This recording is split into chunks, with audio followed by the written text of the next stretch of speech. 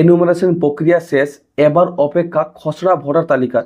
গত মঙ্গলবার মানে 16ই ডিসেম্বর খসড়া ভোটার তালিকা প্রকাশিত হয়েছে। কিন্তু সেই তালিকা যদি আপনার নাম না থাকে তাহলে আপনি কি করবেন, সেটাই হচ্ছে চিন্তার কারণ।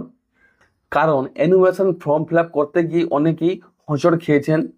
অনেকের কাছে কিন্তু তখন পর্যাপ্ত তথ্য, যে ফর্মটা ফিল আপ করা হয় তার তথ্য কিন্তু ছিল না। তাই অনেকেই ভুলভালভাবে ফর্মটা ফিল আপ করে জমা দিয়েছেন। 2002-এর যাদের তালিকায় নিজেদের নাম নেই এবং বাবা অথবা মায়ের নাম নেই বা অন্য কোনো সমস্যা আছে, তাদের কিন্তু ফর্ম ফিল আপ করতে সমস্যা হয়েছে। আর অনেকেই অনেক জায়গায় আটকে পড়েছিলেন। তবুও কমিশনের গাইডলাইন মেনে বিএলওর সাহায্যে যারা ফর্ম জমা করেছেন তাদের অনেকেরই মনে এখনও সংশয়, যদি খসড়া তালিকায় নাম না থাকে, যদি আবার শুনানিতে আপনাকে ডাকা হয়, আপনার মনে এখন যে যে প্রশ্নগুলি ঘুরপাক খাচ্ছে তার উত্তর দেব এই ভিডিওর মাধ্যমে। এবার জানবো ইলেকশন কমিশন কিভাবে আপনাকে ডেকে পাঠাবে। 2002-এর সঙ্গে 2025-এ ম্যাপিংয়ের যাদের নাম পায়নি, কমিশন যাদের জমা দেওয়া তথ্যের ত্রুটি ধরা পড়েছে তাদের শুধু শুনানিতে ডাকা হবে।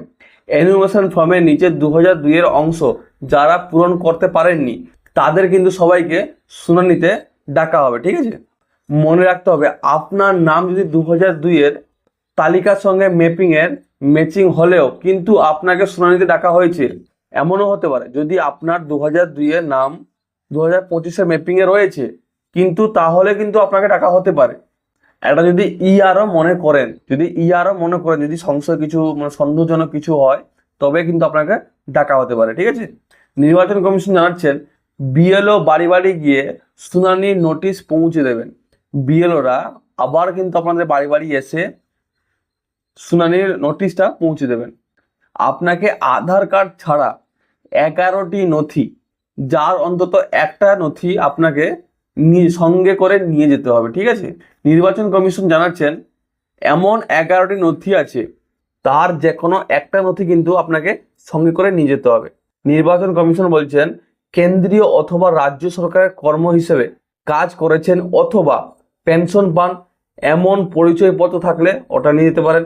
এছাড়া 1987 সালের 1 জুলাইয়ের আগে ব্যাংক, পোস্ট অফিস, এলআইসি এবং স্থানীয় প্রশাসনের দেওয়া যে কোনো নথি যদি থাকে সঙ্গে করে আপনি নিয়ে যেতে পারেন। ঠিক আছে, বার্থ সার্টিফিকেট, পাসপোর্ট, মাধ্যমিক বা তার পরের শিক্ষাগত যোগ্যতা সার্টিফিকেট যদি আপনার কাছে থেকে থাকে তাহলে কিন্তু আপনি ওই নথিটা নিয়ে যেতে পারেন। রাজ্য সরকারের অধীনস্থ কোনো উপযুক্ত কর্তৃপক্ষের দেওয়া বাসস্থানের সার্টিফিকেট, ফরেস্ট রাইট সার্টিফিকেট, জাতিগত সার্টিফিকেট বা জাতীয় নাগরিক পঞ্জী, শুধু আসামের ক্ষেত্রে প্রয়োজন, স্থানীয় প্রশাসনের দেওয়া ফ্যামিলি রেজিস্টার, সরকারের দেওয়া ল্যান্ড অথবা হাউস অ্যালটমেন্ট সার্টিফিকেট যদি আপনার কাছে থেকে থাকে তাহলে কিন্তু আপনি এই ডকুমেন্টগুলোর মধ্যে যে কোনো একটা ডকুমেন্ট কিন্তু আপনি নিয়ে যেতে পারবেন। ঠিক আছে, তো বন্ধুরা আশা করি বুঝতে পেরেছেন যে কি কি হতে পারে যদি আপনার খসড়া ভোটার তালিকায় নাম না থাকে, তাহলে কিন্তু আপনাকে অবশ্যই ডাকা হতে পারে।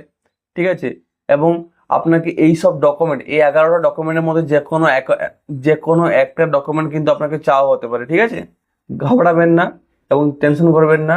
দেখতে পাচ্ছেন এটা ফর্ম 6, এটা কিন্তু আপনাকে ফিল আপ করতে হবে এবং এর সঙ্গে এনএক্সার 4 এই ফর্মটা ফিল আপ করতে হবে। ফিল আপ করে আপনাকে কিন্তু বিএলও দের হাতে তুলে দিতে হবে। ঠিক আছে, যখন ফাইনাল খসড়া ভোটার তালিকা প্রকাশিত হবে তখন কিন্তু আপনার নাম চলে আসবে। ঠিক আছে, এর সঙ্গে এই যে 11টা ডকুমেন্টের মধ্যে যে কোনো একটা ডকুমেন্ট কিন্তু অ্যাটাচ করে দিতে হবে। ঠিক আছে, এখন হচ্ছে এই ফর্ম কোথায় পাবেন?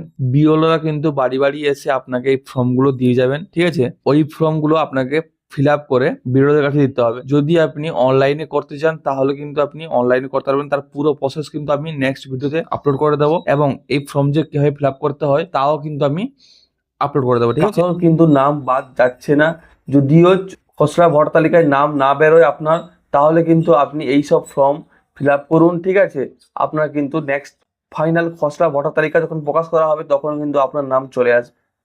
তো বন্ধুরা ভিডিওটি কেমন লাগলো অবশ্যই কমেন্টে জানাবেন। জয় হিন্দ, বন্দে মাতরম। দেখা হচ্ছে পরের ভিডিওতে। ভালো থাকবেন, সুস্থ থাকবেন, ধন্যবাদ।